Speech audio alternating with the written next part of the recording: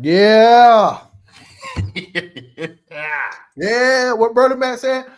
Told y'all we were coming, then we tell you. Then we tell you. See this stuff. Oh Yeah, man. What's happening, bro? what's happening, man? How you doing? Man, I'm good, man. Oh Fooling man. around with this freaking phone I know, today. man. I know. Dude, man, you got to go back to you remember them old flip phone, them audio boxes, them boost phones. Go back to them boost phones, man. Them Man, Nokias.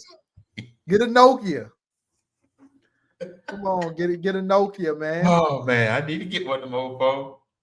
Man, them old phones was good, man. Them things battery life was. I remember this one flip phone I had stayed charged for 4 days before the battery said needs to charge.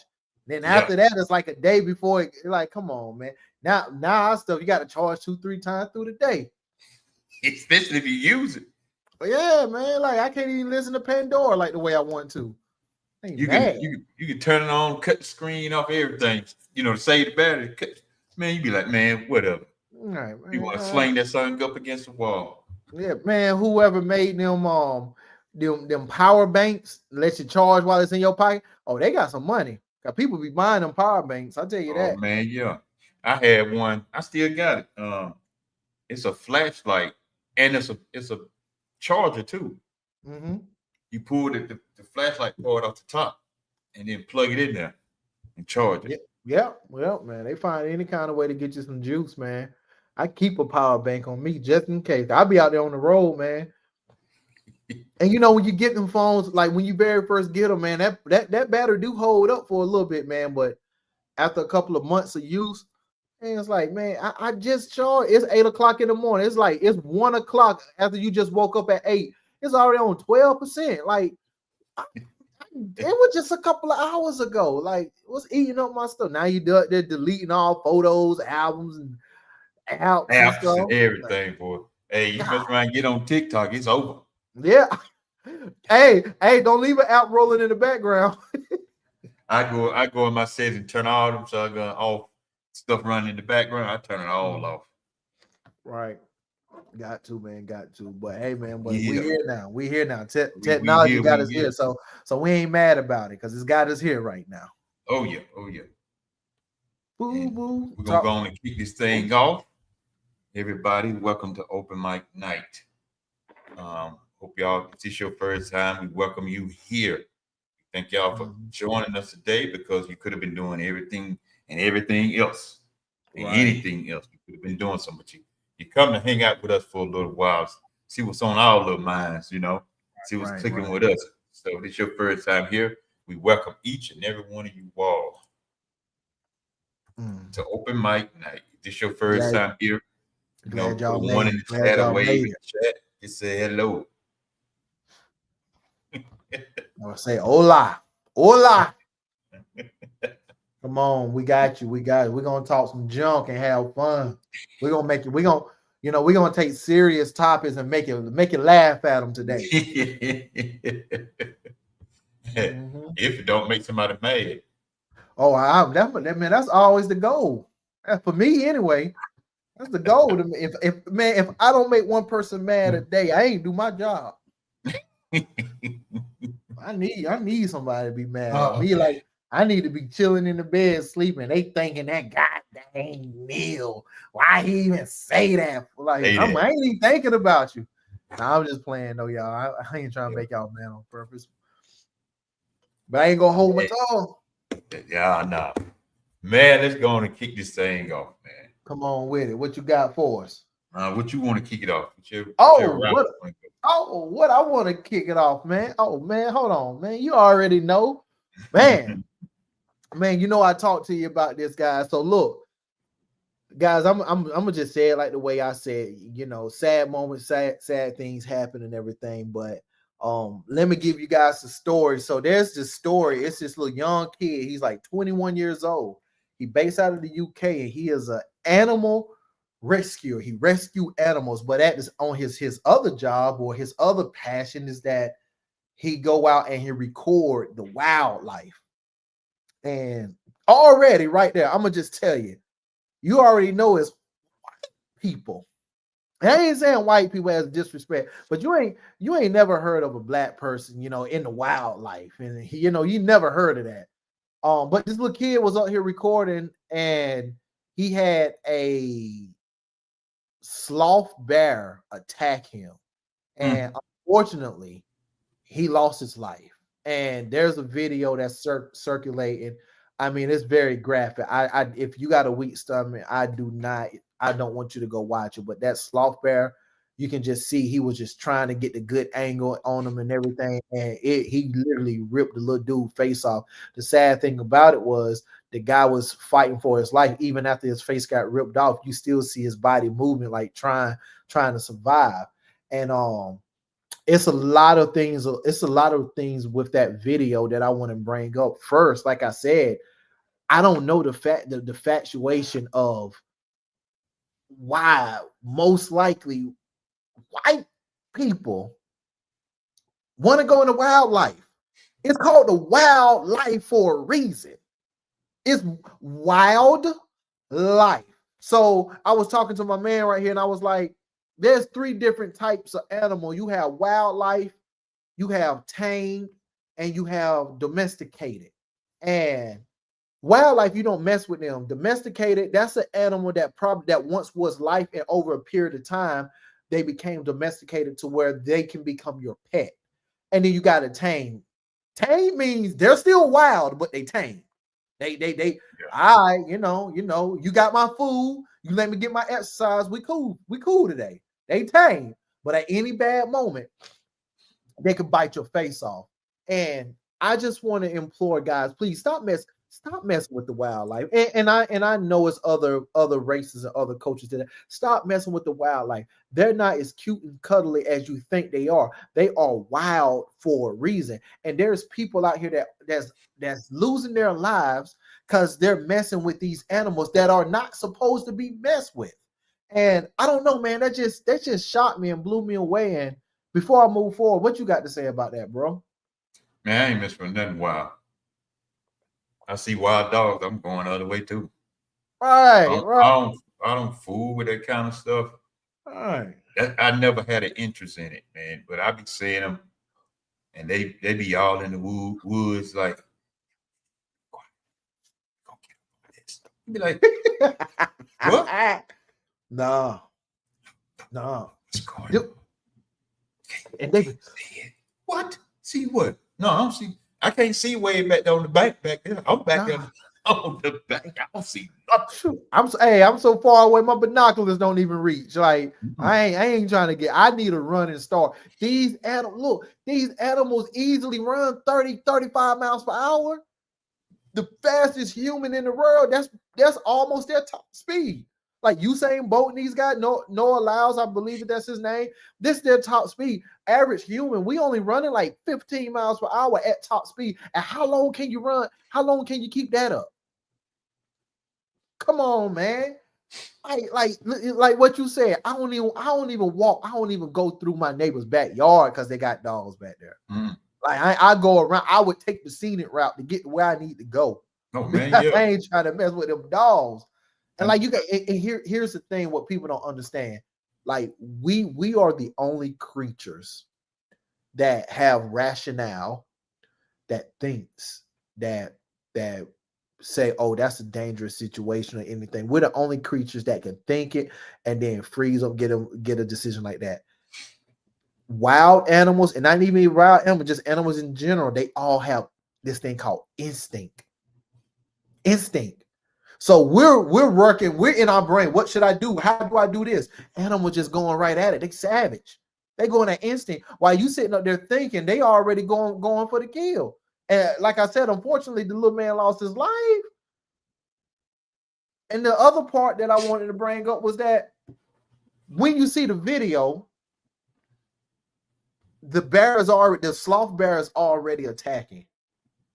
So what did that tell you? The person didn't even help. They're going to pull out a camera and record this mess. It's like you didn't record from beginning to there. So while he was getting attacked, you pulled out a camera. And here's the other problem why that's here's the other reason why that's a problem. the barrel, when he was attacking the young man, was being shot at by somebody. And I don't know if y'all see it over in the dust. He was missing bad. I don't know if it was from anxiety or whatever stuff, but what I'm trying to say, the point I'm trying to make, why did you grab a camera and record this compared to going to try to find something and help out? This could have been your best friend. This could have been your cousin, your bro. This could have been somebody, but you grab a camera and then he lost his life. Then you post this. Then you post it for us to see. This 21-year-older is not here no more, and that sloth bear going on like it's a regular day. Yeah. And you got a phone and you recording when you could have helped, and the other person need to go to the firing range.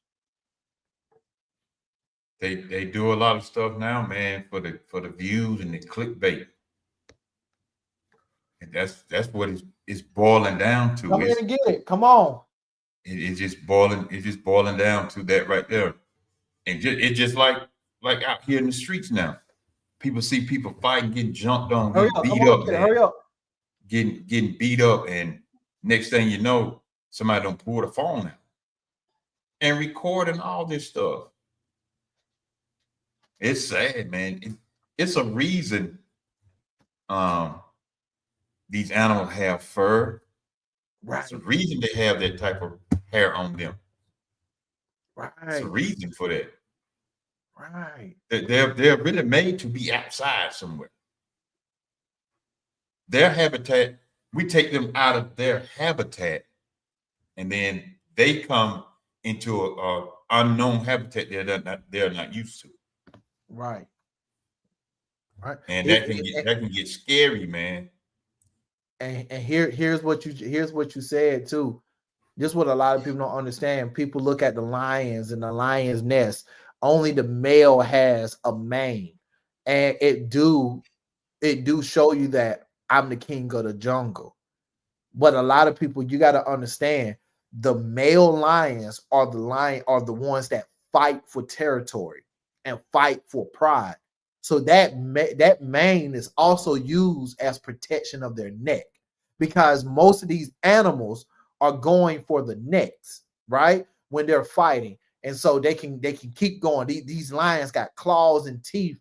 And that's the reason why. So even I don't even know what type of firearm that the man had. So there's even some types of guns that some of these animals is not even going to feel. So I really hope when you guys are out here on these excursions and stuff that you guys are really packing something, because like I said, it's instinct. They just hear, these animals just hear a loud noise. They don't know this a gun. They don't know that's a gun. So if they're not afraid of a loud noise or they just think it's part of the nature, they're gonna keep on doing what they're doing. So you gotta get something that's really gonna hurt. So some of the most beautiful places are out in the nature, in the wild. That's why people do it. Lord, I get it, but sometimes that's y'all last trip too.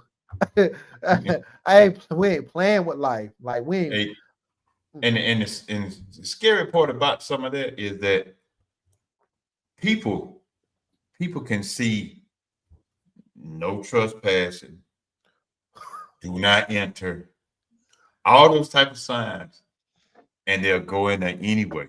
It's a reason why they have those signs up. They even know that that's danger inside of that.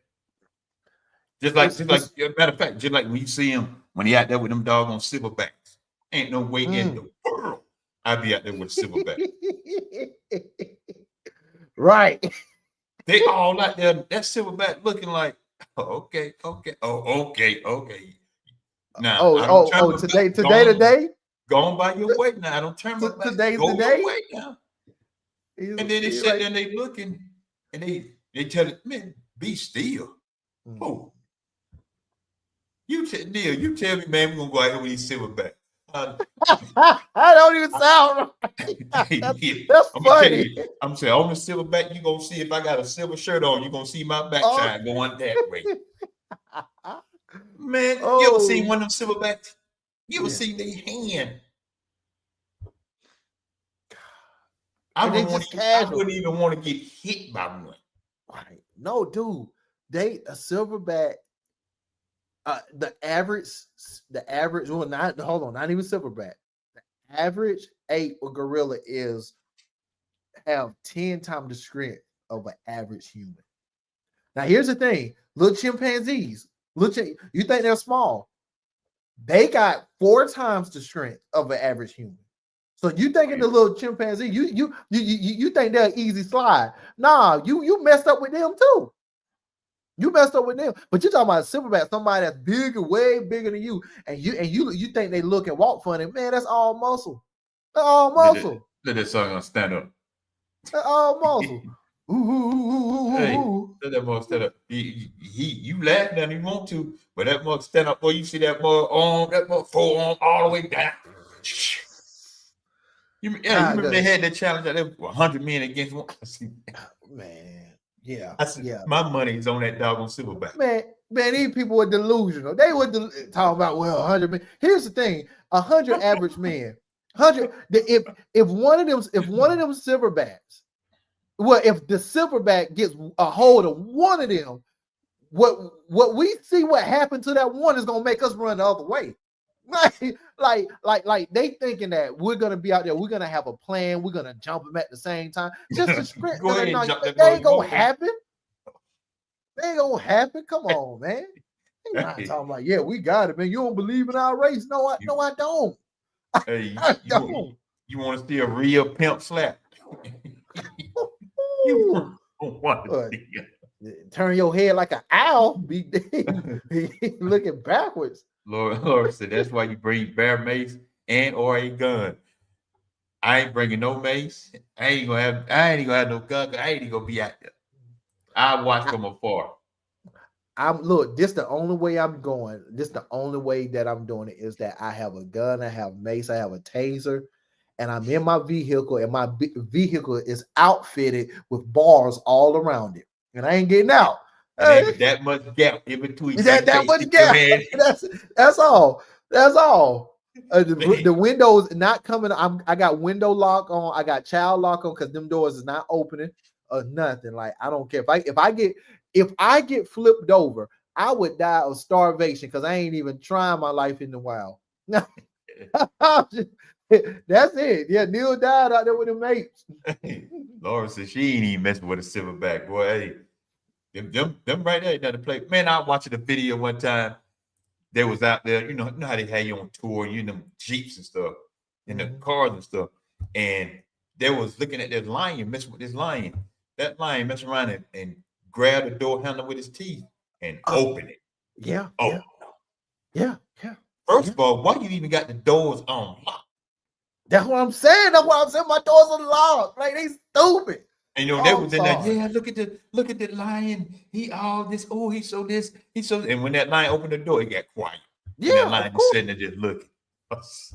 Whoever was driving, I would have slapped him in the back of the head and said, if you don't get us the beep out of this. Man, don't you know a lion have if they knew? So here's some facts for you guys. That's why you're safe in the car with these lions. Lions look at vehicles as fixtures of their wild, of their kingdom. They don't look at it as like a car like we see it. That's why you safe inside. I believe if a lion knew this was a car and it had doors, lion could just boom. That's all they got to boom. And then I'm laughing at what Laura said by Of course. And I can't look, do Laura. Hey, she think I got the little short taser. Nah, I got a long broomstick. Like, Lord, this is where I'm gonna be up on the mountain top like this right here. You gonna pull out the phone? You ain't gonna help me. Oh, no. I'm gonna be a sharpshooter. Hey, y'all gonna be like, look at this fool right here. Yeah. Dude, he ain't doing nothing but agitating him. Oh man. Okay, no, just think it though. Just think if the animals talk like human. Like what are they saying when they see that one human and he just being safe by a little small corner? What are they saying? Hey man, y'all see this dude over here, man? Hey, but no, come on over here, man. Hey, we got our lunch. we I love them yeah. voiceover when they be doing them voiceover and stuff, boy. Them things be so funny, boy. Hey, shout out Tony Baker is the king of the voiceovers, man. I love it. That's where I got it from, man. Hey, Tony, look at who you came to see. Hey, that's Tony Baker for you. She said, "Yeah, that would be a that would moment to pull out a camera." Hey, this card right here, man. Look at Neil Crazy Tail, man. He gone, dog. Man, Y'all, I'm we gonna need. live right here. We Special live. presentation. Oh, We live right now. oh, y'all. Oh man. I'm gonna need me a new co-host after this one, man. Yeah, let me put this phone down. Let me go help my man. uh, you hear raw. Oh. I couldn't do it, Oh man. man. Oh, That'd be but the sad. man, That would be the saddest thing, man. I'm sorry. I'm telling you now, and I'm telling my homie. This is why I ain't going into wildlife no. because I got to come back and I got to tell the story, and they're gonna be like, "Why you didn't help out?" Because I used that time to get away. Okay, Man, I'm telling you, I'm telling you, bro. man. Universal I know. I'm taking live, but she taking big, man. Mm-hmm. Oh, I remember one time in Morgan, me and my cousin were walking one day, and he said, "Man, look at them little kittens over in the ditch." And I was looking, and you know how you get a little closer, look closer. I was looking. Mm-hmm. I said, "Man," I said, "Let's go." He said, "What's wrong?" You know, bobcats got them little short tails when they born, Mm-hmm. when they like a little cub and stuff. I said, "That's a bobcat, and I'm quite sure that mama is not too far." I said, Right. "Let's go, let's go." And we went up the road and we stopped, and we seen the bobcat walk across the road back to the nest. I said, Dang. "Boy, we'd have been there when that bobcat came, boy, we'd got killed." Now you Boy, might that have was. got killed because when I was younger then, my top speed was about 33. I'm with you. I'm I with you. ran beside the car one time. Me and my brother was showing see how fast I can run. My top speed was 33. Like, I was gone. go. All because you want to get closer. Because this nut wanted to pick the bobcat up. Nah, bro. I said, Nah. "Boy, you to put that human scent on that bobcat would have come hunting for you." It would have found you. It would have found you. Mm. And that's the thing, guys. Remember, I told you there's three: domesticated, there's tame, and there's wild. Bobcats is wild. They have not been tamed, and they definitely not domesticated. So leave bobcats alone. You think they smaller, but yeah, they smaller than you, but they got your number. You don't got Yeah. reflex. You only got reflexes like a regular cat. Come on now. And this what gets me. These people go over there and get these exotic animals and snakes and stuff. Then they bring them back here. And then when they get too big, when they can't take care of them, they let them out in the wild.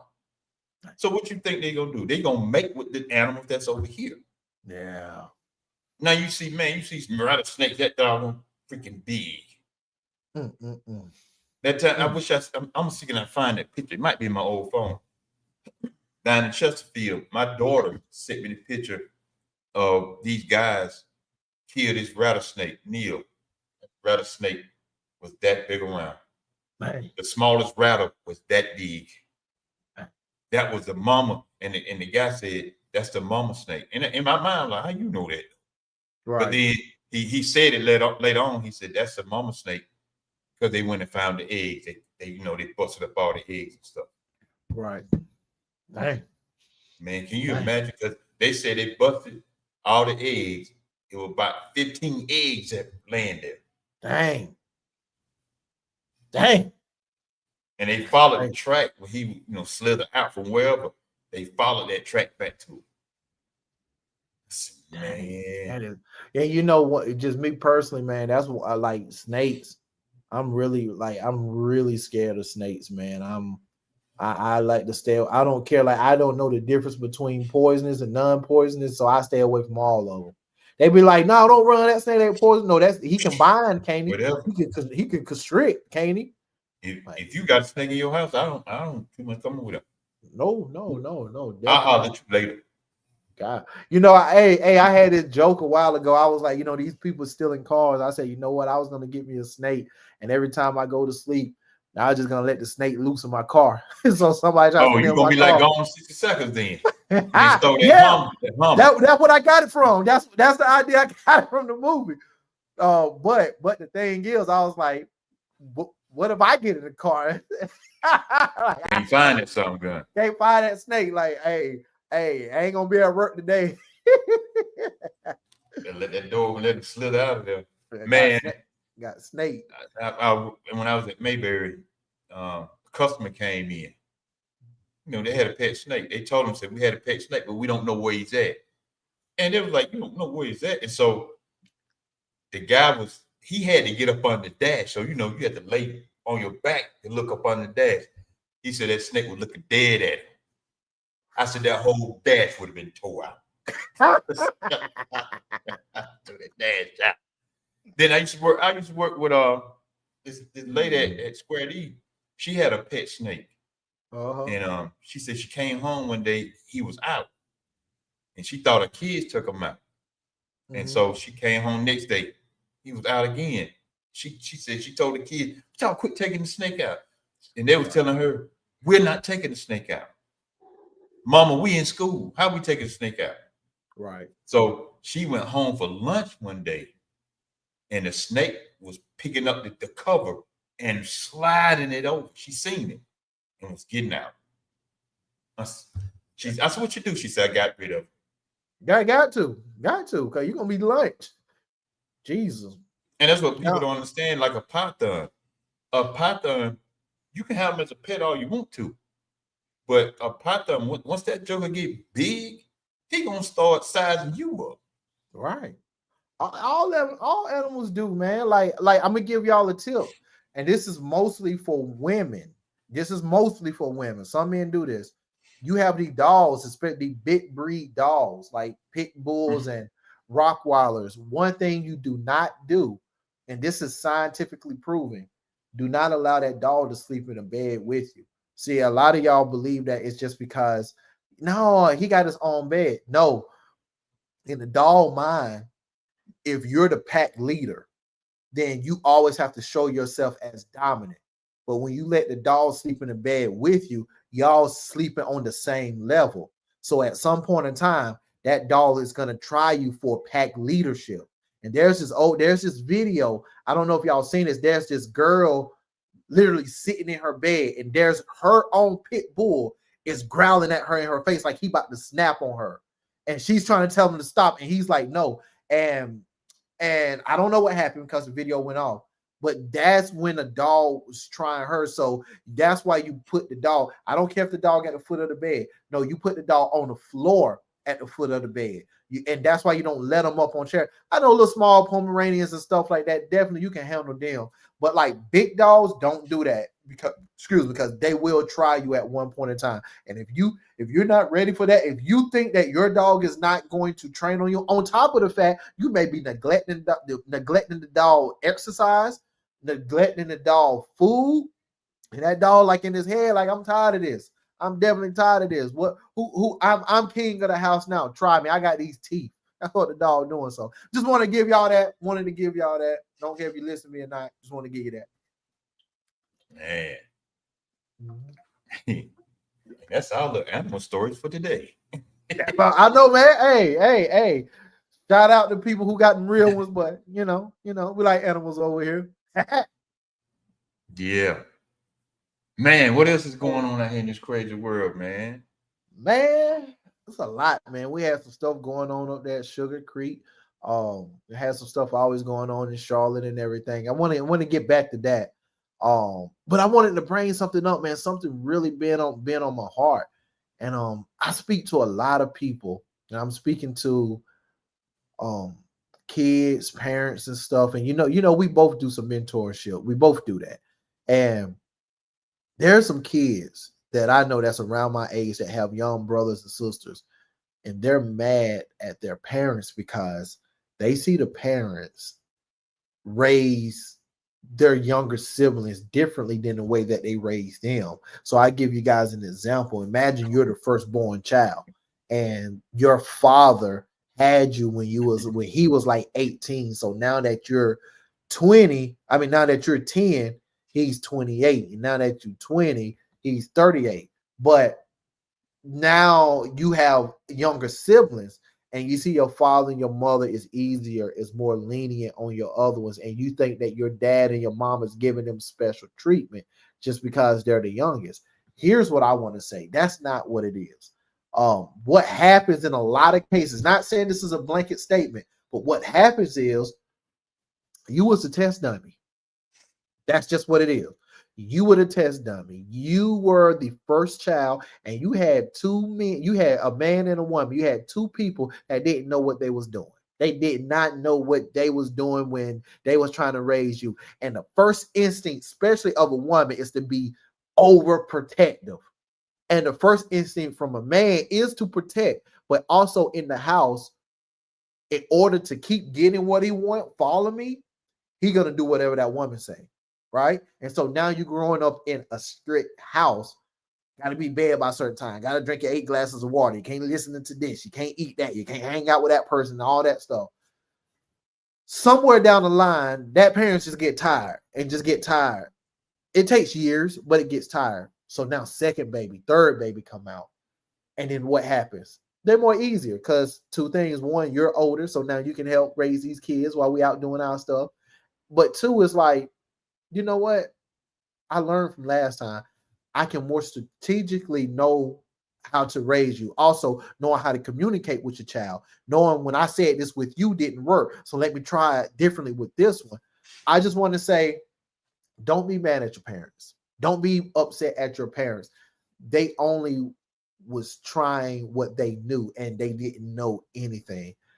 You were the test dummy to be able to allow them to be a better parent so when they have other kids. So don't be mad. Don't be bullying your younger siblings because you think that they're special. No, they're not. They just came later than you. I just wanted to say that. What you think about that, Carl? And that must be this new age stuff, because that skipped my generation. Oh, it skipped me. Dude. I got more whoopings than my brother and sister put together, and I'm the baby. Talk to me. Yes. Yes. Because everybody's going, oh man, I know you got away with life, so you the baby. I said, well, my mama sitting right over there. Go ask her. Dude, we in the same. I'm the youngest of 3, and I got more whoopings than my brother and my sister put together times 5, times 10. Like it almost seemed like I got a whooping every day. I told y'all can go back in the podcast. Man, my parents allowed the teachers to spank me. They allowed the principal to spank me. My dad got spanking, and then when I got home, I got it from my grandma on Sunday. And now did I deserve some of it? Oh, them Sundays that. And this is before food. This is before we eat. Like my grandma was, soon as you get there, she handle it. It ain't no time to get chill. The month come to the back room, blah blah blah blah, pat pat pat. That's what it is. So now I got to eat all mad. I got to be mad, mad and upset. I don't get to go out with my friends even after I got whooping. Let me choose between the whooping and going out. You ain't going nowhere. It's over. Yeah. And then my grandma purposely opened up the blinds so you can see the other kids playing. Like, come on, man. Like, no, I want to be out. That's some of the hardest, boy. That's hard punishment. You don't got whoop. Yeah. Then you got to watch other kids out there playing. Grandma, can I go outside? Mom, can I go outside? No. And don't ask me again before I give you some more medicine. God. You sitting there crying because you can't go outside. Oh, man, let me tell you one of the worst beatings I got. And see, guys, y'all got to understand, spankings, whoopings, and beatings, them are all different categories, okay? Let me tell you one of the worst beatings I got. And I deserved it. I ain't even going to lie. I didn't even know why I got beaten. But I was young. I was in elementary. And this was the Sunday that my dad cut everybody's hair. And so I had this smart idea. My hair was nappy. It was clotted together. So why not, before I go wet my entire head. I go wet my head. So my dad come up I get in the chair and he grabbed me, he cut on the clip. He was like, boy, did you put water in your hair? I'm like, yeah. Why you do that? Because it'd be easy to cut. Nah, you didn't want to get your hair cut. Last thing I knew, this all I heard, the belt buckle. Ding, ding. I just heard ding, ding. Whack 'em, whack 'em. And look, y'all see, y'all new age. Y'all get three spankings, a talk to, and go. No, my dad whooped me till he was tired. Till he was tired. Imagine that. Like I got hit so much, it was in them areas, it was numb. It was numb. Then after the feeling came back, when you touch it, it's like it's burning like fire. Anyway. I'm glad you said new age. Yeah. We were talking about this in Sunday school. This new age, if everything went down in this new age, this includes some older folks too. If internet went down, no more Tubi, no more Netflix, no more Hulu, none of this stuff. If all this stuff were to go down, these kids would have a problem. Oh, dude, and I ain't even saying this in a jokeful way. Some of these kids will commit suicide because they wouldn't even know what to do. If the lights go out, they don't know how to. Some of them don't even know how to light a candle. If the lights go out, that's why a lot of times they tell the parents. Some parents say, "Look, you better learn this stuff while I leave here." And I have learned this at some funerals that I've seen. Some of them, they're not only crying because their mama is gone. They're also crying too because they don't know how to survive without them. Right. Oh man, you know that get tough. You think mom gonna be like? I really don't get it when I see that 40 or 50-year-old man staying at his house with his mom that's in the 60s and 70s. Like, what do you think gonna happen when she go? Like, do you know if your name is on the house? Do you get to keep the house? Do you have income to maintain the house? Some of them ain't even working. That's what I know. That's what I'm saying. Like, what are you gonna do? Like, it doesn't make sense. Like, oh man, like that's tough. And then get mad when they find out the house ain't left to them. Oof. Hold on. What you mad for? They ain't leave the house to you because you ain't gonna be able to take care of it. Here's another one. This getting into some business. They get mad when they find out that their moms don't even really own the house. That house is a trust to the family. And so now when moms go, the only reason why you in the house because your mom spoke up for you. Your mom passed and gone now. And now the rest of the family want you out because they want to rent it out or they want to give it to somebody that's going to keep it up.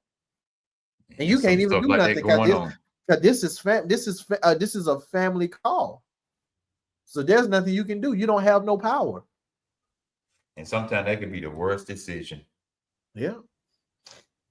The family leave a family house. Mm-hmm. And then somebody try to live in it. Well, you can't stay in it. Why I can't stay in it? Right. But then when it's time to pay taxes and stuff on how you calling me. What you calling me for? Exactly. You ain't want me to stay there.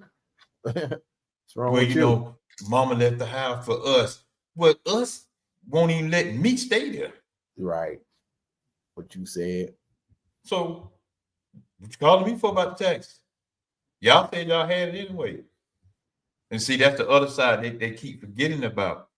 That's why I be so strong about life insurance, because I'm trying to get other policies so my kids don't have to worry about nothing.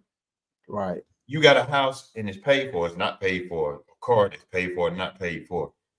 You pass away, what you think gonna happen to that? You got this mindset, well, I ain't leaving nothing because I ain't want no other dude spending this money. Okay, what you think? What do you think gonna happen when you pass away? Mama, daddy, whoever is in the ground, gone on. Let's say they pass away sometime in June, July, somewhere in there. But then when the first of the year comes, property tax stuff come out. Who gonna pay it? What you said. You crying about, well, mama left me the house. Okay, mama don't left your house. Now you don't want nobody to stay in it. So now you in it. But then here come the property taxes. And you don't want to pay for it. Right. What you gonna think if you go 6 years without paying them property taxes? It ain't a family house no more. It's their house, Mm-hmm. and they don't care about putting it up for sale and stuff like that. They just want the tax money, whatever extra they get out of it. Right. That's it. Man, let me tell you this. Like, we literally going But through that. girl, I ain't even saying going through that in a bad way, but my uncle passed away in 2019. Um, and he have a house up in Ansonville right now. And I believe, don't quote me, but I believe it's sitting on 3 acres right now. The house is rated at 229,000. And I'm arguing with my family like right now, like keep it in the family. Like, this is how you build generational wealth. Keep it. That's land. It ain't the house, because the house is old. We can knock that house down and rebuild something. Like, keep it for the land. But they got it. They got land. it for sale. They got it for sale. They don't want to. They don't want to do nothing with it. I just talked to my dad, my uncle, and guys, I want y'all to hear us when we say this. My uncle did not have a will. So he didn't will that to nobody. So the family came together. So the state wouldn't take it. This family came together and said, we're gonna put it in a trust. So right now we got 2 homes in the trust through the family, to where, which is my uncles and aunts and my father, they the one that has all the control. What I want to happen is we keep this in the family instead of selling it, because this conversation about to get shifted a little bit. This is how you build generation and wealth for the land. So when you have kids and grandkids, they can already have a foot in the world. They don't have to start from zero, and we already at a disadvantage just because of the tone of our skin. So now you already have some kind of land. Here's the thing: if you had a good family, a good dope family, man, that house could be used for like a helping house, like within your family. Like, hey, you just got out of college and you got to figure it out. All right, go stay down here. The house is paid for. Go stay down. Go stay down here. Pay a little bit of rent. Keep it up. Get your mind together. We don't even have that type of community amongst ourselves to be able to do that. And how you do that is to get land, is to get homes. I'm gonna say this, and then I give it back to you. I don't care what you guys say about Lil Bootsy, but this dude done built a whole community just for his family, his whole family. He down in Atlanta. This guy it's called Bootsy Estates, and this dude done built little small single homes and moved in his family. He got his mom's beside him, his brothers and sisters, his cousins, his kids. He got his own community. He was able to take that money and do that for his family. Even though that he doing that right now, if the contracts and the paperwork is right and he put the right people in place, that is definitely generational wealth. That's because he owned the land. It ain't about the home, guys. It's not about the home. It's not about the house. It's about the land. About the land. The home. If you don't, man, like I said, it's about to change. If you don't pay that home outright, if you don't say that home is 200,000, you don't say I'm just going to pay this in cash. Is if you don't know the difference between interest and principal, the interest can be so much more than the principal, depending, especially if you get. Principal is the actual value of the house. If you get it, one of the worst things they made was a 30-year lease or mortgage, however you say, for the house. Because in them first 15 to 20 years, you're only paying against the interest of the house. You're paying against the interest. So now when you say, I'm going to sell this house, and you be like, I done paid half of this house down, but then when you see you only made about a couple of hundred, because when you sell the house, you paid against the interest. The house payment haven't even been getting paid, because out of $500, let's just say $500, the interest, what you paid going to the interest, $492 going towards the interest. You only get $8 going against that principal. So maybe in 15 years, maybe you done spent maybe $1,000 against the house. You still owe the same price on a house that you owed on that house 15 years ago. Somebody got. Somebody got. See, this is the information they don't teach you in school. How did I get this information? I read, I study, I research, and I have mentors and I have people that talk to me. I don't just be on here talking for nothing. I talk a lot because I want to give you free information where you got to pay somebody $300-400 just for a seminar. Come on, man. It's only some of them that's only gonna teach you and let you know so far about the information. They ain't gonna go all the way into it. Then that's another pay that you got to pay. That's a whole. You want to get deep no, into it. I hate it, man. You're right. Yeah. No, I was agreeing with you just saying that's a whole nother payment. That's a whole nother workshop. Oh, but you really want to know the ins and out? Sign up for my special program. Like, come on, man. I hate them commercials and ads. Like, I'm gonna just say that you want to know how to flip a house. I can tell you. And then they go 30 seconds to a minute promoting themselves and then trying to sell themselves to come to their workshop. You can just tell me right here. If you really for here. Now, I know you got to make money. Don't get me wrong. I know you got to make money.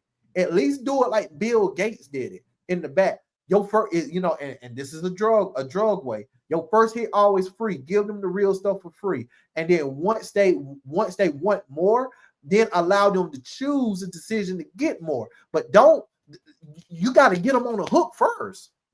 And get them on the hook is give them something that can change their life drastically. Because if you give somebody something that can change their life, they're already endeared to you because you help them change their life. But you want to change their life, and they got to give you money. Some of these people don't even have hundreds of dollars to come to you, and they struggle to pay it to come see you. And you ain't even tell them. See, here's the game. You think these people think they got $300-400. They give to you. You tell them this information, A, B, C, D, and they think it's everything good. They ain't even telling you that, dude, everything that the information they need, if they can process all the information, they still about 4 or 5 years away before they even see results. Yep. Some of the people that you're targeting, people need help immediately. They need help then. Why not go in, show yourself, look, I'm going to help you. I'm going to help you something right now. I don't know what I'm going to help you right now. But then I'm going to need you to invest in me once you get on your feet. Now that may sound crazy, but I think you would get more people with honey that way instead of trying to squeeze out their last pennies. You would. And it'll help build the community. Right. Will help build it. But see, so many don't want to help nobody. If they get the information, it's like they want to keep it to themselves. Yeah. Like, you might be better than me. In their mind, you might be better than me. Okay, if I am, I am. But they don't want to give you all the information. But if you find something that they want you to give them all the information. Right. And you be sitting there like, for what? Why should I help you? You didn't even want to help me. I don't ask multiple people, hey man, how you do this? How you do this? How you do that? Well, you got to go through, they gave me the whole roundabout how you do it. And then I asked a couple of guys, man, how you do that? Oh man, this all you got to do. This. Boom, there you go. All because you think I'm going to be better than you. It's enough money out here in this world for everybody. Yep. I detail. My brother William detail. I go help him sometime when I ain't working. What am I gonna be jealous of him for? My own brother, what am I be mad jealous of him? I help other guys that detail. What am I be jealous of them for? Some guys say, hey man, I detail, I see you detail. How do you do this? I live this how I do it. This is what I do. I give him some information. Share what kind of pad to use and what. He said, man, some guys when they do that, I said, look, it's enough cars out here for everybody to watch. Right. What am I be mad at you for? But even in the detail game, man, these folks are so self-centered that they're so scared you're gonna steal their business. Right. I don't even want your business. But if they leave you, it's a reason why they're leaving you. Right. Either you don't went too high on the price now, or you start to do some BS work now. Right. They don't just leave you just to leave you. Sometimes, as I say a lot of times, sometimes going the cheap way ain't always the best. Oh man, I have learned my lesson on that. I literally try to stay away from the cheap way. That cheap way will it'll mess you up, man. It'll cheap the cheap way. Let me say this, and I'm gonna say it a different way. The cheap way and shortcuts will mess you up. Will mess you up. I'm gonna bring this to a video game because I love video games, and I'm gonna use a specific game. I'm gonna use Mario Kart. In Mario Kart, there's the actual map, but then there's on every map there's a shortcut, and of course it'll help you win and everything like that. Mm-hmm. But what I realized, what the shortcut does, it doesn't allow you to actually play the actual map. So now there's a mode that's called time trial that you actually have to do the map. And when I realized I was horrible because I'm trying to beat the best in the world at time trial, but there was so much missing out of the stuff I was missing from taking the shortcuts, it took me longer to get the information that they got because I was taking the shortcuts. When these people been doing the actual lap the entire way, guys, what I'm trying to say, yes, shortcuts get you there faster, and shortcuts make you feel like you win. But what's going to happen? You do shortcuts in your life, and now you face to face with the real people that can move and open doors for you, and they realize you don't have all the information you need because you took shortcuts. Because you took that shortcut, it ain't always worth it.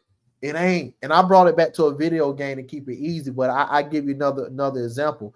The biggest thing that's really blowing up right now is AI, and one of the biggest one that everybody speak about, ChatGPT, and it's in college. I work at a college. I work in the school system, and the kids use ChatGPT to cheat, especially in English, especially in math. They don't even think. What they do, they type in chat. They type in chat. What is this? What is that? They type in chat. Can you create me an essay for me and stuff like that? It does it right then and there. Right then and there. And then what they do, they put all that stuff into an algorithm so it won't get flagged as plagiarism, and then they turn it in. Here's the thing. Carl said this a while ago. What's gonna happen if phones and stuff get taken away? What this new generation gonna do? So the people who using this AI stuff, if you're using it to do the work, you're lost. You should be able to use AI to help you grow, to help you, not do it for you. Because there will be one time that you're faced with adversity, and you're going to have to prove and show yourself worthy. And you're not going to be able to do it because you've been allowing AI to do it for you. Yep. Preachers starting to do it now. Some preachers starting to use AI for their sermons. Yeah. Oh my. What's up, Dane? Dane said, What's up, bro? I'm just going to start something in here with a name. You put that A curve. Oh Lord, that chick. I don't like her no more. That girl. We definitely gonna have to talk about that on another podcast, but that girl. But yeah, what if they take this stuff away, man? They already. I don't know how much people pay attention to their phone or even just really mess with their phones. If I was y'all, I would mess with my phone. I would mess with you should mess with your phone a lot because they do add stuff to your phone that you don't even know. Right. Like when COVID came out, they added a COVID tracker. People didn't know it. I didn't even know it. Only way I found out, I listened to Rizla. That's how I found out he was talking about it. And he said, y'all think I'm joking. He said he showed you how to go into your settings and look for it. And it was there. Dude, here's what happened. And I'm glad I have two smart friends. I'm gonna give them a shout out, TJ and James. These guys are nerds when it comes to this stuff. We did this one episode when they did a update for I think the iPhone 16, and they just came out with it. Here's what old me used to do, and I'm calling myself out. Old me, when the update come, I just go and do the update. That's all. Man, I got these two guys. They go through every aspect of the update, and it's like, whoa, didn't know this. I would just update, and what was my old mind? New features, the way it looked, the way, oh, I can do this and that, it looks good. No, man, these things, it's so complex. The updates are so complex. And like you said, you have the choice to turn this off or keep it on, but they are doing so much with these phones. The average person don't even know what's in your settings. You don't even know what you're downloading because you just hitting the update and allowing it to do it because your phone started going slower. Yes, your phone goes slower when you don't update, but you can still, after the update, turn this stuff off. Yeah. And like you said, you don't even know you got a COVID tracker and stuff. I didn't know that. I'm gonna tell you when I found that out when you just said it. I ain't know that. I didn't know that. But that's what I'm saying. Like, guys, you guys got to pay more attention. You can't allow people or AI to do this stuff for you. You got to start doing it. You got to be able to be resourceful. So when things go awry, use that brain. So when things go awry, you would know how to do it. Yep. Dane said the sad truth, technology is so ingrained in every day that they can't take it away. They give students on homework, on computers and phones. Yeah, man. Who the kids, boy?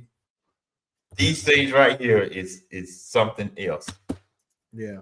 We did this thing. We had a big meeting about AI because, like you said, it's here and it's not going away. So basically, what the school have done to utilize AI to jump ahead of, when you have these classes, basically now the student has double the work.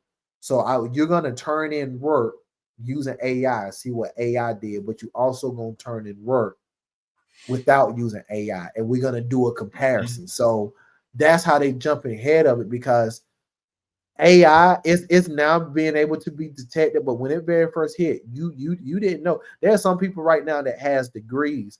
They finished their schooling and they did nothing but use they just use AI. That's all they did. They get to the job and realize they don't know nothing. Nothing. Sure. How you got your masters, right? You got your masters, but you don't know how to do a spreadsheet. Come on now. None of that. And then trying to get in the field of doing it.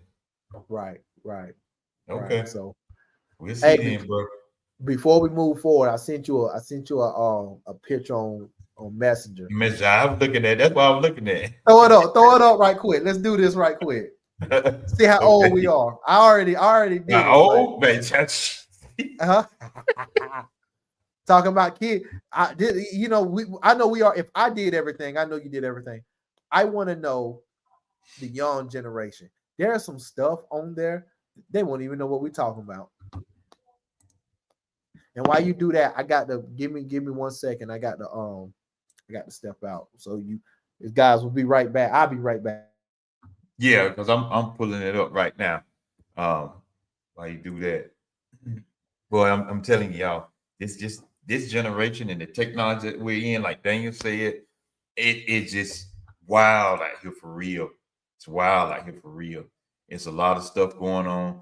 If you don't know, and if I was you might want to get with the program. You got computers at your home, at your house.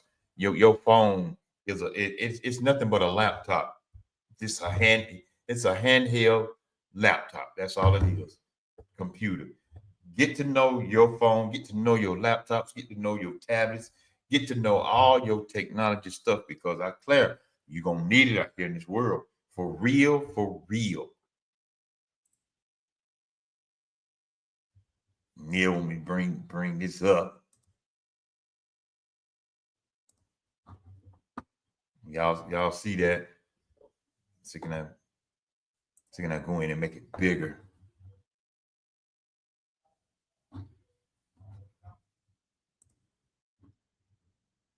But get to know all the stuff about the computers and about your phones and all right, guys, I'm back. because you're gonna need to know this. Uh-oh. Uh-oh. I'm back, guys. What's happening? I'm back. Say I had to go change my gender. I had to go change my gender. Okay. Okay. I hear you. He I said, hear okay, you. I hear you. Okay. All right, let me get it. Okay, Nicolette. Right. I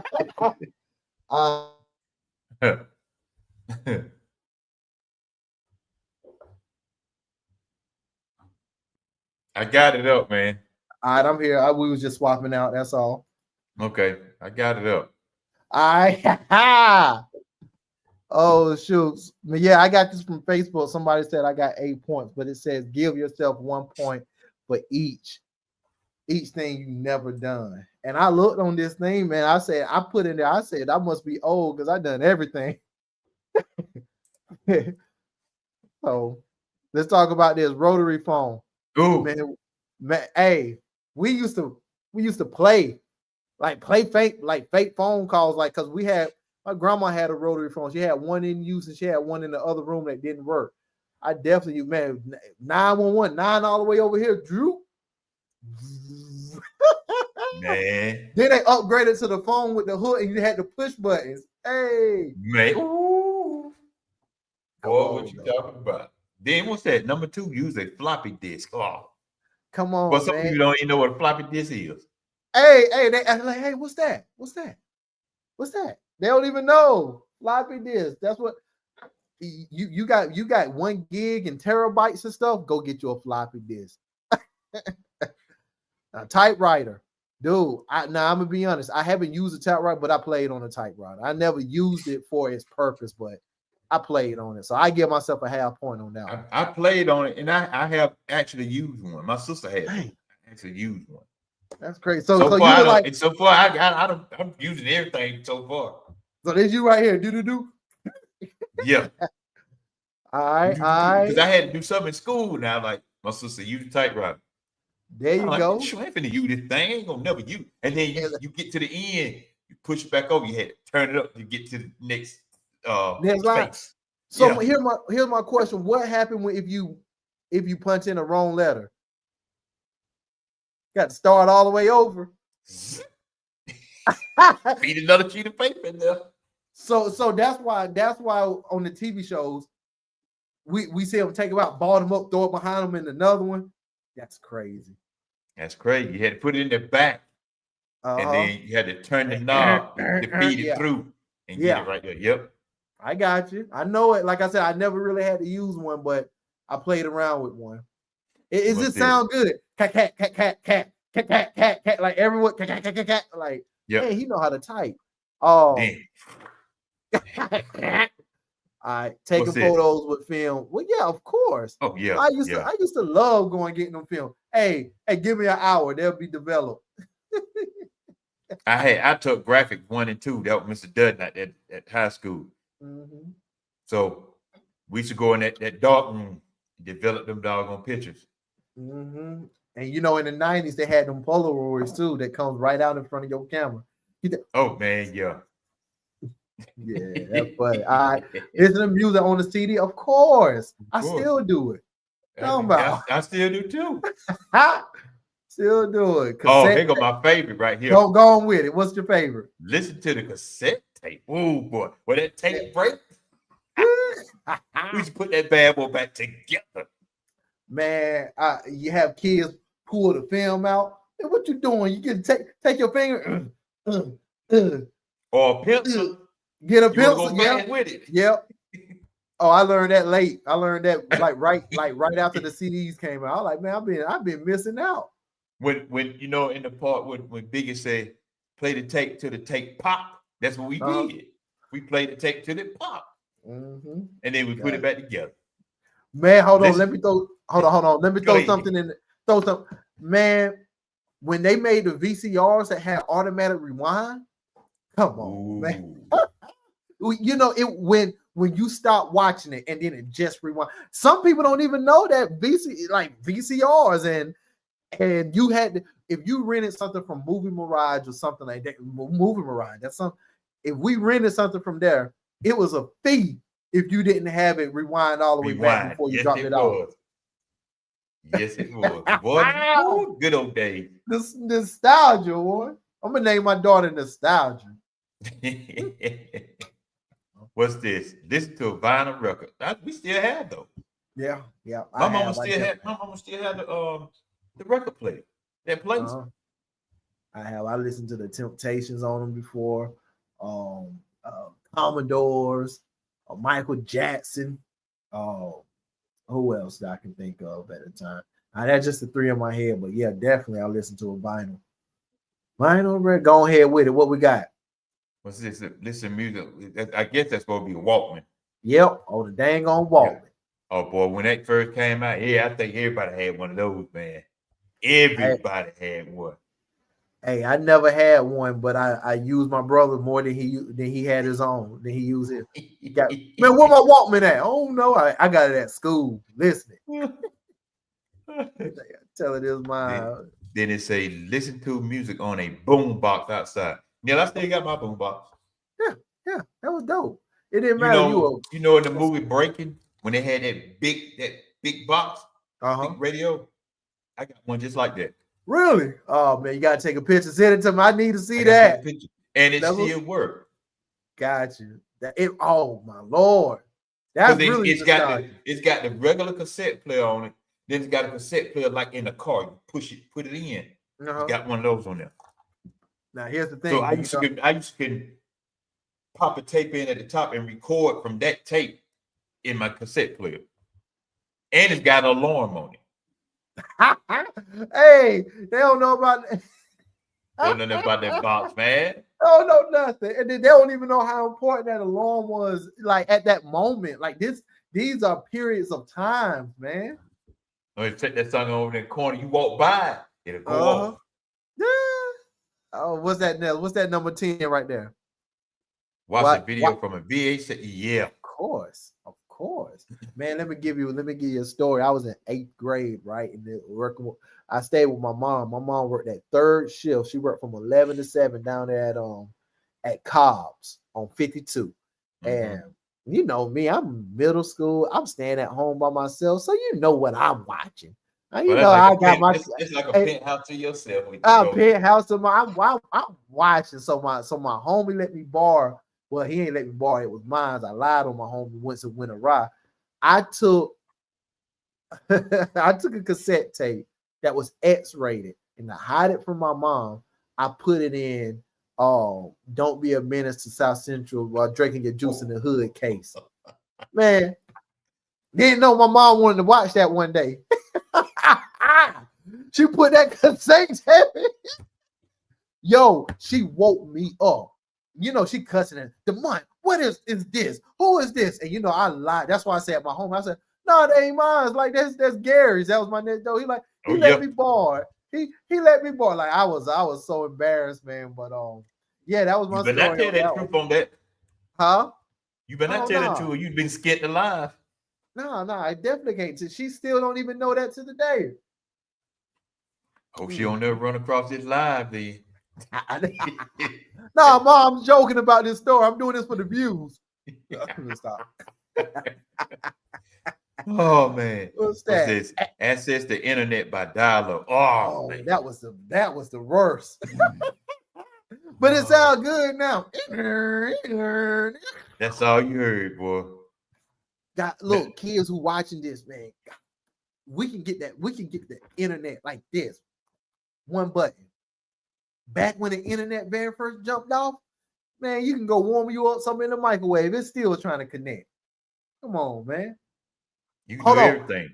Clean up the house and everything. I know this. I know you know this. What was the worst thing? What was the worst thing about internet when it very first came out? I know you know it without me telling you. Man, let me see. Man, it was so much. I know. Go down the list. First thing, it took too freaking long. Of course, that was the main thing for me.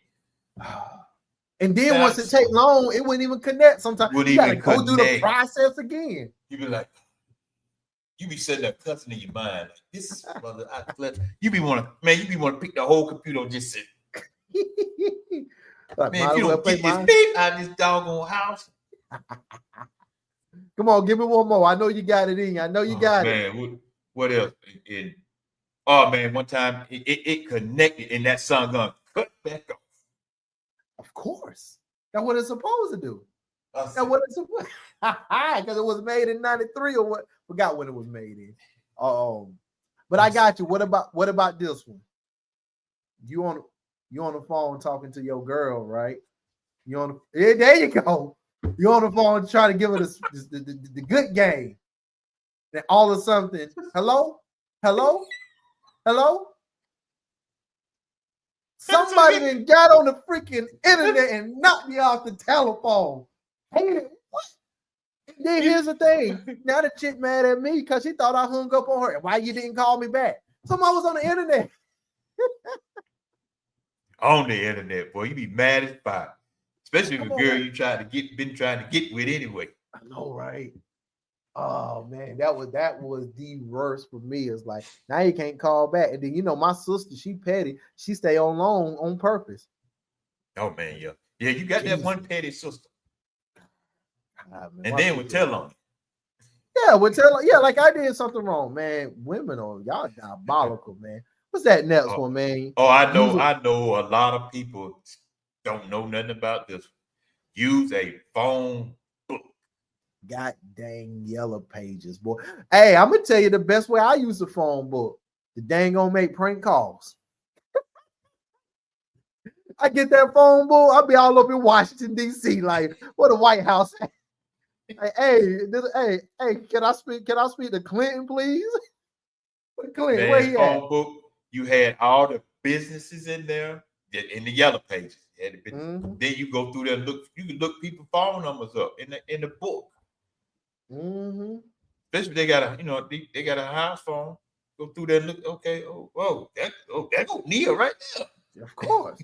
Well, all the girls I like, I try to. Hey, what's your mom name? What's your dad? I try to get that number to call you. Yeah. Don't mess around and catch the light. You get the last name. So you go. Let's say if it was Bennett, you be like, oh man, Bennett. Then you try to narrow it down. Oh, what city they stay in? They're like, all right, yeah, I know she's from Morgan. So like, hold on, all right, there's 10 Bennetts in Morgan. You just start calling them one at a time. Start calling. Hey, and then get lucky and call them. Is Catrice home? Catrice, what's up? How you get my number? Look in the phone book. Yeah. Look in the phone book. You got one. You say, don't worry about it. You couldn't delete that. You couldn't delete that. Only way you got rid of that phone number, you got a whole new number.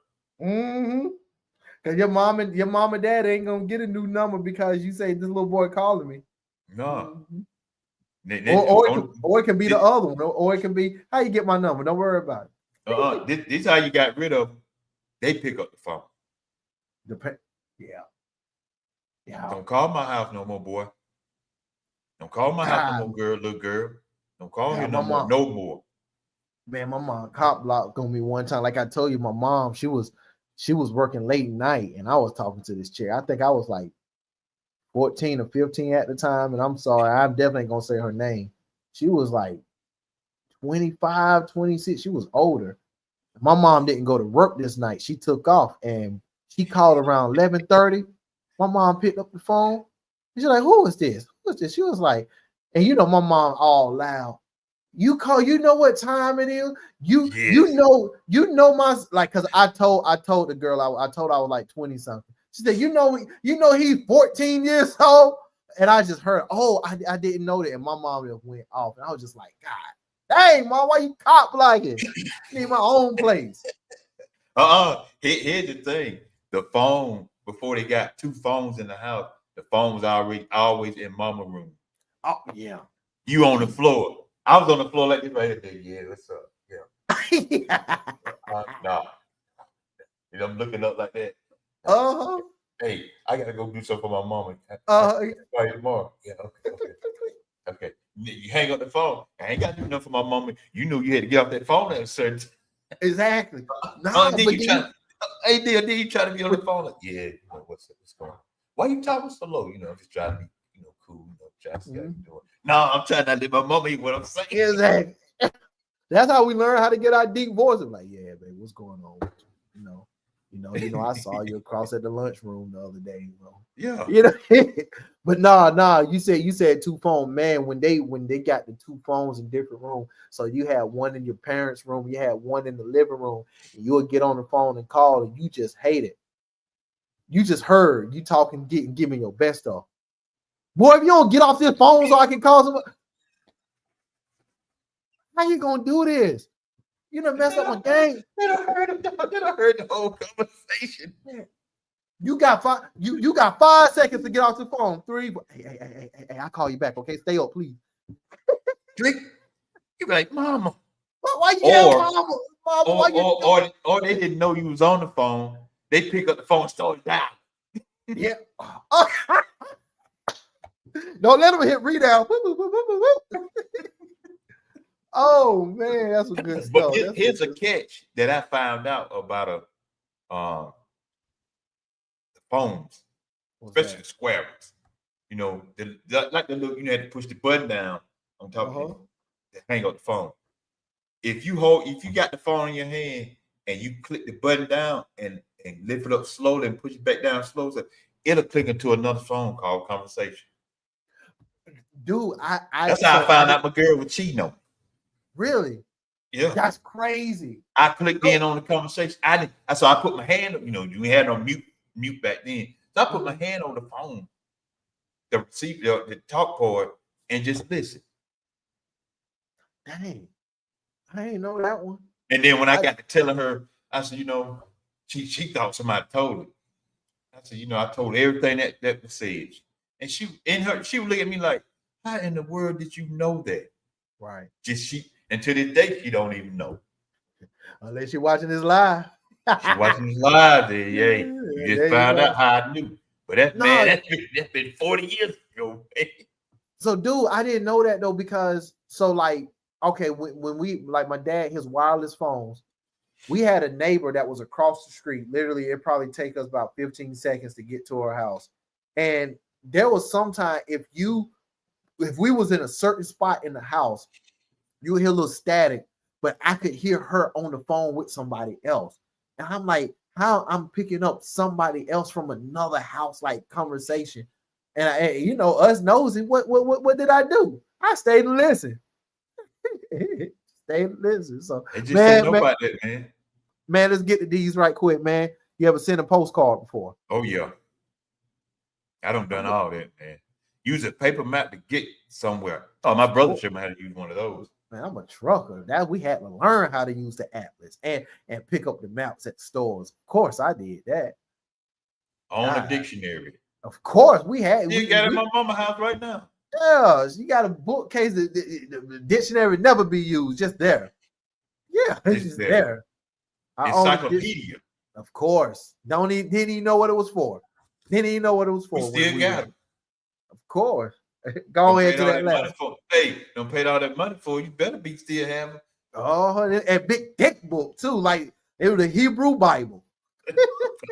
Hey, did that about that thick right there? I know, right? That's a big thick gray book. That book almost thicker than the Bible. Let me show you something. Hold on before we get to the last one. Hold on.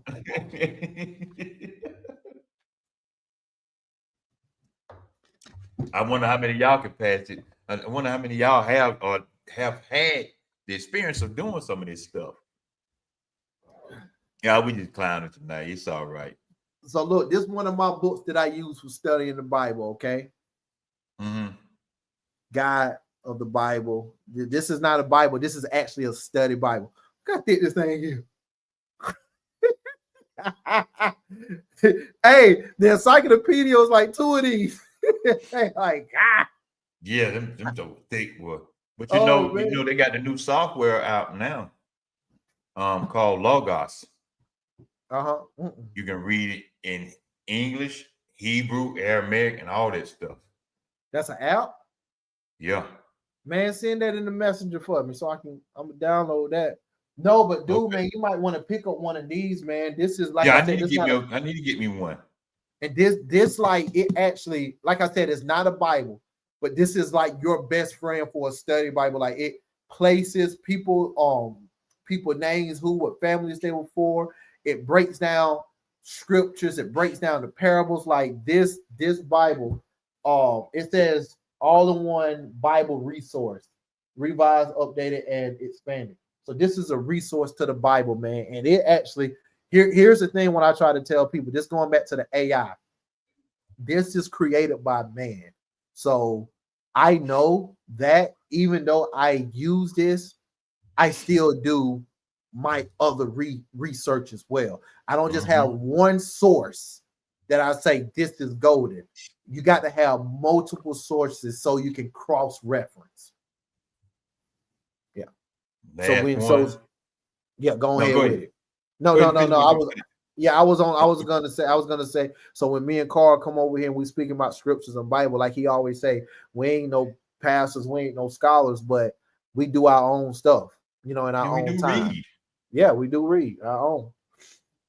Come on with it. Last one paid with a paper check. Of course. Oh man, yeah. I showed Brandon how to sign a check. So they don't really show them how to write in cursive in school. They don't do that no more. Look, guess what I just found out? This was by happenstance. Do you know why they started cursive? And I don't even know. I haven't even cross-referenced this. I got this girl. She's a young girl. She's 21. She's in my class. And I was telling her, like, I can write cursive. I can barely read cursive. And she was like, she's smart brain. She was like, they created cursive so people of color wouldn't know what they was talking about. I don't even know if that's true. I kind of had a feeling it had to do something with slavery when you said that. It sounds true to me. I don't know if it's true, but she was like, "Yeah, you write in cursive, you can't." No, you're right. Because I tell you, boy, what the president be writing, I don't think nobody can read that. Right. So they got their own language, though. But that was the reason, man. Man, this was fun, man. Yeah, man. And before we check up out of here, just like the cursive, it's like they already knew that in the future you won't even need that because everything going to one currency, to a debit card and stuff. You ain't gonna need nothing, right? Or the chip in your hand or forehead or wherever you want to put it. Man, you know what? You just said it. There's two episodes that I want us to do. Remember, you said that we both came up and said we're gonna talk about our favorite desserts and stuff. Still got to do that one. But what you just said, mine that day we talk about, I'm eating. Definitely gonna have mine. I'm gonna have a piece of every top 10. Like I'll be greedy, but I gotta call Brandon's sister, tell her, hey, I need sample this, and a little bit of that. A little bit of that. Yeah, and for my use only though. But the other thing, what you brought up, I would love for us to do an episode of just all the end time not commandments, but the things God said in the Bible that was going to happen before the end of time. Oh yeah, we definitely need to do that. I want to, because when you were talking about one currency and things, the chip in the hand and stuff, like I want to just, guys, when y'all see this, when y'all see the shaking of hands, when y'all seeing the one currency, when y'all seeing the mosque being built in Jerusalem, like when y'all see this stuff, like just know what happened there. Don't just think that this stuff is happening, and don't just think like, oh, somebody's just making the Bible come true. No, this stuff was already prophesied a long time ago. Also, tell you a definition I just got from prophesy, and I'm gonna be honest. And Carl, tell me if I'm wrong or whatever. I used to hate when I would just have some random person come up. The Lord say this, the Lord say that, and you need to do this and do that. You know, when I was young, I used to hear it and be like, okay, cool. But then when I got older, I was like, God came to you. Why he could came to me? Like that was my mindset. But I heard something today, and it said like how prophets really supposed to be is prophesied on a vision of something that was already given. They were just supposed to be for confirmation, not for them to prophesy on something that wasn't given to you. I just heard that today. I did my research. What you say to that? Yeah, because random people just they'll just say that kind of stuff, man. Some of them try to get you to follow me and start giving into their ministry or whatever. Because a true one, a real true one that I learned over the years, they can tell you something about you or whatever that nobody else knew but you and God. Right. And some of the prophecy, what they give you, you have seen some of that before they even Right. give it to you. Because he will talk to you first. That's just like somebody said, man, you need to get do this and do that. And I said, well, God can tell me himself. They hate it when I say that right there. I said, God can tell me himself. Because there ain't but a few people that I really trusted that I allowed them to speak to me like that. Right. I'm with you. Because everybody just doing now the way it is now there, it's gonna be easy for the devil to get a whole lot of people. Easy. The devil is sitting back, and I'm just speaking about for all men and women of the world. But the devil is sitting back like that clip you show about the KKK Klansman, the Grand Wizard. I don't even know if he was a Grand Wizard, but how he would sit back like, look, we just sit back and laugh. We let y'all do it. Like the devil ain't really got to do nothing.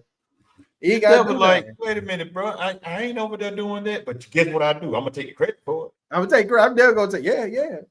That was me. What was that? Yeah, that was me. Yeah. If they can be so convinced with all this stuff that's going on now, it's gonna be so easy. The devil ain't got to work for it. He ain't got to work hard. What he got to work hard for? I said, and I used that example one time. I said, somebody can go outside, I said, including the president, can go outside, the sky's purple with a yellow bow in the middle of it. Some of y'all will go outside, oh man, yeah, it's purple. You see it right there? The bow yellow. What? Sky clear as blue, clear as day. But we definitely need to talk about it, man. End times and stuff. And I'm watching these guys I follow, like this guy named Pastor Rob. What does the scripture say? Because he go strictly by the book, man. And it's a few more. Pastor Ray Curry, he out of Charlotte. It's a few more. I'm gonna grab some of their videos and hopefully I can play. I'm gonna send them a message, ask them, would it be all right if I play it though?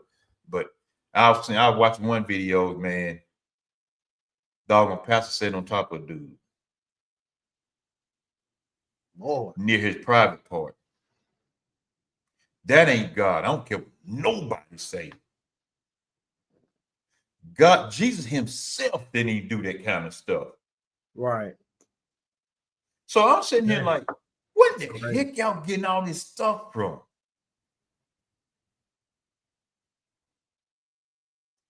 That's Neil, crazy. you're a pastor. And I'm laying on the floor. You sit on top of me. You getting up off me. I don't see sitting on top of the dude. I don't see laying on top of the dude on his back. Laying on top of it. I don't see him take a whooping somebody. Man, you ain't finna whoop me. My mama only one that had that authority. You know, she gave something to the school, but then that's right. That's fine. Hey, I don't know if it's true, but I saw this video. I guess it was his pastor. He was standing. You know that what is it that trust exercise where you stand behind somebody and then they trust you to catch them when they fall. Yeah.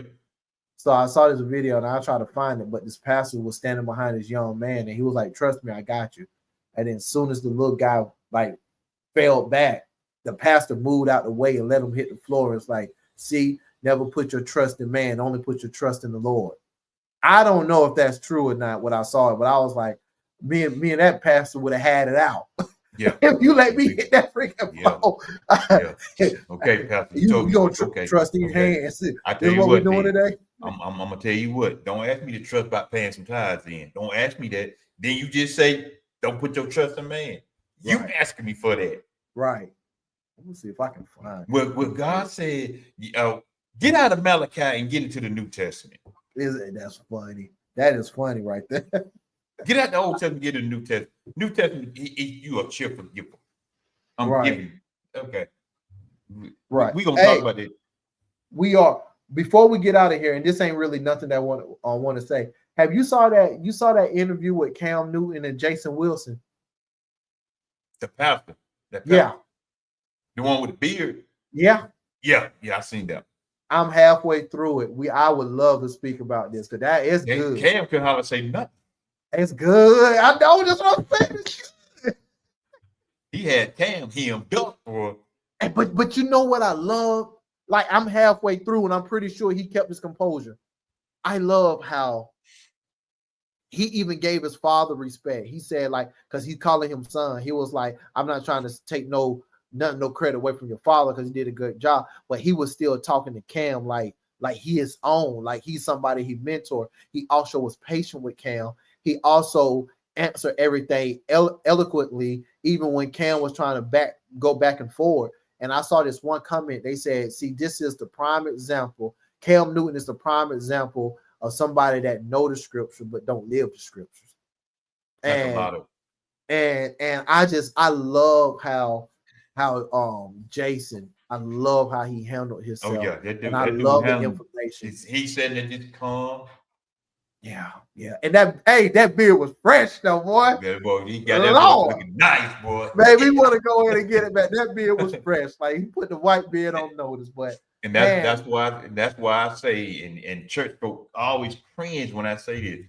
Y'all do not impress me because you can quote a lot of scriptures. Right. Well, I could take the devil and do that. And I quote you any day of the week. Right. Shoot, there were no scriptures too. You said that a while ago. He know him better than anybody walking this world. Right. Matter of fact, he know him so good, he was going back and forth with Jesus. He was. Using scripture. Word for word. And here's the dope thing about the devil, if you want to say that, is that he know him so good. He know how to change a word here, a letter there, to make it sound the same, but it's totally different. And you think that is correct. And now the devil done got you in snares because he misplaced one word. And not misplaced as he accidentally did it. He did it on purpose. Just so he can manipulate you. And because you don't read, or you may read and you don't seek counsel and you don't pray and study on the scriptures and you don't do research, you just a surface level Christian when it comes to the scriptures. The devil's able to change one word and make that entire scripture mean something different than what it is. And he got you. Your soul is in jeopardy. And here's the thing. You get so high and mighty because you're thinking of something else. Then you become a Cam Newton against a man like this. It doesn't matter. People got their own past. You, like, he asked him a question. And he was talking about the Bible and stuff. And he was like, why should people listen to you? And he was like, well, I don't want them to listen to me. I want them to watch me. Come on, man. That's true. Because you can listen to them all day. As they say, your fruit would tell the story. That's why I asked that question right after Mr. Kirk got killed, got unalive. I said, what is the true definition of a Christian according to the Bible? Not according to what your mom and daddy or what your pastor said, or according to the Bible. What is a true Christian? And they got quiet. They really won't answer my post until I mess around and said, okay, y'all quiet. When I get on here and start explaining, don't come on here trying to correct me. There it is. Then they start talking. Oh, yeah. They said, I have what he's having. Like, that was true. Because a true one, your fruits will show. Mm-hmm. A true Christian does not spew out nothing crazy, nothing racist, none of that kind of stuff. Right. And everybody tried to pull me in that conversation about Mr. Kurt and everything. And I said, it's a sad way that he had passed away. I said, y'all missing a whole lot of stuff. They said, what's that? I said, I ain't even gonna talk about the Christian side that y'all like to harp on. I said, here's the thing that y'all not even paying attention to. They said, what's that? I said, Why was he debating against young people, not somebody that's well educated in the history of the Bible or in the history of Black people?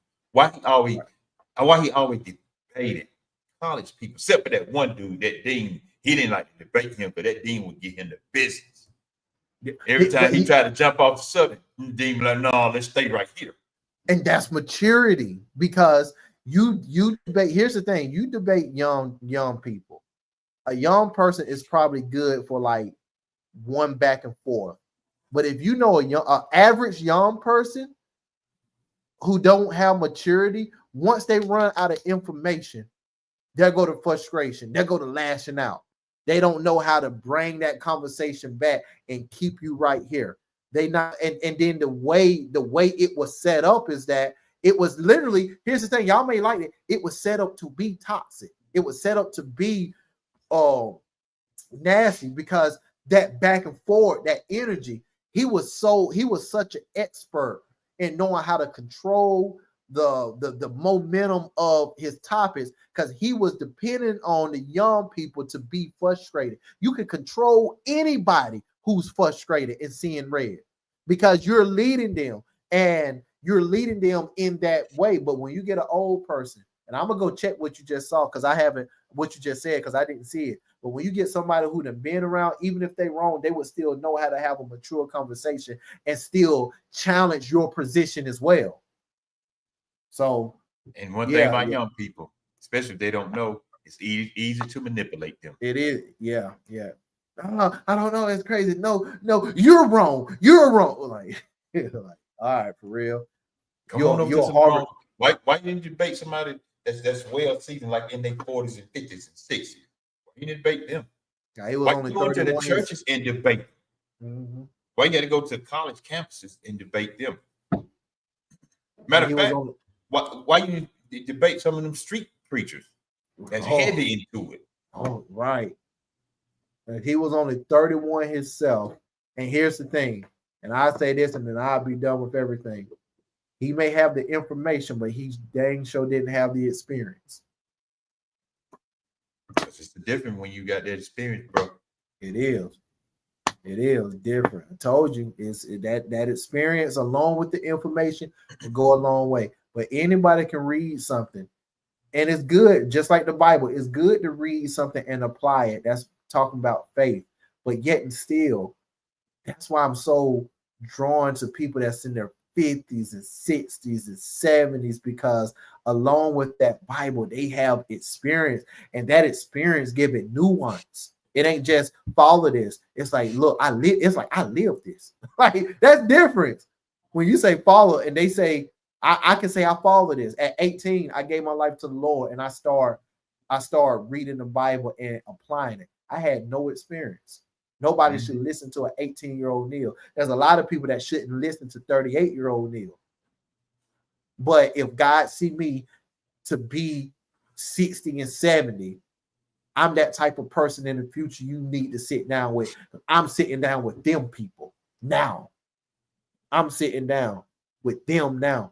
Always, that's, man, we can go on and on about that. You remember when I called you the other day asking, like, I'm like, I love just being around older people. Like, even if they don't have the right information, I don't care. It's just the experience. They lived in a time period that I wasn't even born. I wasn't even thought of by nobody except God at that moment.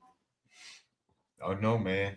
Hey, we're in on that right there. Well, yeah, we done, man. We done. Hey, I seen my man Duke Tanner jump in here. Duke, if you still in here, man, are you gaming tonight so I can watch you drive that doggone Mustang?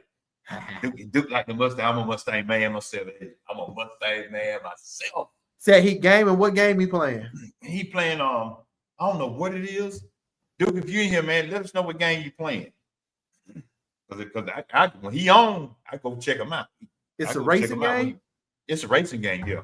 I go check, because I like stuff like that. Yeah. Especially when he drive that Mustang now. I don't care what else he drive, but I like that Mustang. Right. I was starting this new game right now. It ain't called The Crew, is it? I just started that. I'm playing The Crew Motorfest. That's what I'm playing right now. Mm-hmm. And Man, I'm this man, this board is whooping my tail. I got to drift and get up to a certain kind of points, man. I've been on this thing for 2 nights, man. I'm pissed off. Like I can't figure it out. See, that's why I can't get into that right there. I mean, the slow the control over. I'm figuring oh, let me say this and get done. Because I grew up poor, right? So I wasn't one of them privileged kids that could throw the controllers. So what I would do, I would get 2 pillows and put them down on the floor. So when I got mad, just throw them on the pillow. Stay playing. Because if I broke my controller, they was not going out to get me another controller. Oh no, you gonna get one back then, not back then. Yeah, you just out of luck. Yeah, so but I'm good, man. I'm good. Man, we're gonna get on up out of here, man. It's been a good one, man. It was good. But we definitely, y'all, we're gonna, everybody that hung around with us on Open Mic Night, we're gonna talk about some of these end time stuff. We're not saying we are the greatest. We're not saying we are theologians and everything like that, but we do have an opinion just like everybody else do. We can talk just like everybody else do. Now I could pull you some seasoned people. I can pull their videos and let you see. Because a lot of stuff that you may not hear around here, they talking about that type of stuff. Right, and one of the main ones that talk about end times right now is Pastor Phillips. Yeah, he is. He dead on it. He is. And while again, these pastors over here talking about money and stuff, he asking these pastors, he asking people, what is your pastor preparing you for? Y'all might not like how he deliver it because you think he's a brimstone preacher, but he's not. He just reading straight out of the Bible. Well, even if he is, look, man, people be putting titles on anything like hell and brimstone, a preacher and stuff like that. Hey, you might need that. It might get your life right if you start listening to it. Because I'm gonna be honest, I got scared into being a man of God. I got in an accident. I thought I should have been dead. I was having dreams and nightmares, and I just fell in my spirit. It said, if you should have been dead, you would have been dead. Next time, you ain't gonna be so lucky. I was scared into faith. Some of you need to be scared. So, what else? Yeah, man. So we're gonna roll on up out of here, y'all. We're gonna jump back on next week, and I get need don't gave me some homework. Now I gotta do some homework. Hey, I'm gonna do mine too. I'm gonna do it. What I find, I'm gonna see in your way. Because last time we talked about the Bible, we talked about the woes, and I knew nobody wanted to really hear about that part. But it's in there, y'all. Just tell me it's in there. It's in there. We got again another end time because it's happened. I remember going back in the church and the preacher was saying, "We living in perilous times, God. We are in perilous times still." And it's getting to that moment. We may not be here when we get called up, but it's happening. It may not happen in our lifespan, but it's gonna happen. It is. So the way it look, man, it might happen. Man, this is gonna be amazing. Cause I ain't want to scare y'all like that and leave y'all alone. I will leave y'all with this. And I know a lot of people don't believe in Jesus and God and stuff. That's your personal opinion. But Jesus started preaching around 30 AD. I think born around 30 AD, something like that. Mm-hmm. And back in those days, you couldn't preach until you were 33. Mm-hmm. No, he died in 30. Yeah. He died in 30 AD. Yeah. He was like, I think it's like, say he was like 30, like 31, 32, something like that. Yeah. He died around 30 AD. And 33 years old. Mm-hmm. Or 33 and a half years old. 8 more years, it'll be 2033. That's exactly 2,000 years from now. Well, go when 2033 come here. 2030, 33, yeah. So that'll be exactly 2,000 years. Mm-hmm. And when you look at it, now y'all ain't prophesying, I ain't saying all this stuff right here. I just think when I look at stuff, when you look at it, like God look at stuff, a day is like 1,000 years to him. I said, and I asked that question in church, I said, not trying to scare you, but what you may think may happen in 2033. That's good. When you look at stuff now, everything's starting to line up. This is where man wrote the Bible. I said, that's a hell of a writer. Yeah, right. Right. That's and when I look at that stuff, man, that stuff just it just blows my mind sometimes. I'm like, man. Yeah. And then you hear some of these pastors say, I done more than Jesus. Man, yeah, ain't no in the world. Oh, Ain't no in the world you do more than I would, Jesus. I would never be under that man again or around in his presence like that. What you talking? 3.5 years. He did all this stuff in 3.5 years. Some of y'all ain't even did a quarter what he done. Because you talk about money too much. I'm gonna leave that alone, Neil. Talk about money too much. We good. We're gonna get on it. We're gonna get on it, man, later on. Money, but you talking about the cars and the houses too much. Ain't nobody here raising, and ain't nobody go ahead. And ain't nobody raising the dead. No, I'm with you. Ain't nobody raising the dead neither. Like, come on. So you ain't even going to the nursing home to raise the sick and the shut in, but you want them to come to your church. If you that anointed, why you ain't going to heal these people? The nursing homes wouldn't even be packed. Hospitals wouldn't even be packed. If you that anointed, like you said, oh, I raised the dead. Oh, I don't raise these people up. Well, go raise them up then. Now, see, people hear that stuff. Oh, y'all love to talk about it, talk against these pastors. Well, tell them pastors stop talking. They so anointed that they healing folks. Right. Give the credit what credit is due then if you're doing that. Yeah, let me get to my homework, man. Let's get to the homework. We can go. We can go. hey, I'm gonna get it. I'm gonna sing you some more through the week. Nah. And it better be right. Let me stop. Go. Man, I go on. Bring the paddle out. Huh? Just don't bring the paddle with the holes. I ain't gonna bring the paddle. I have to paddle myself.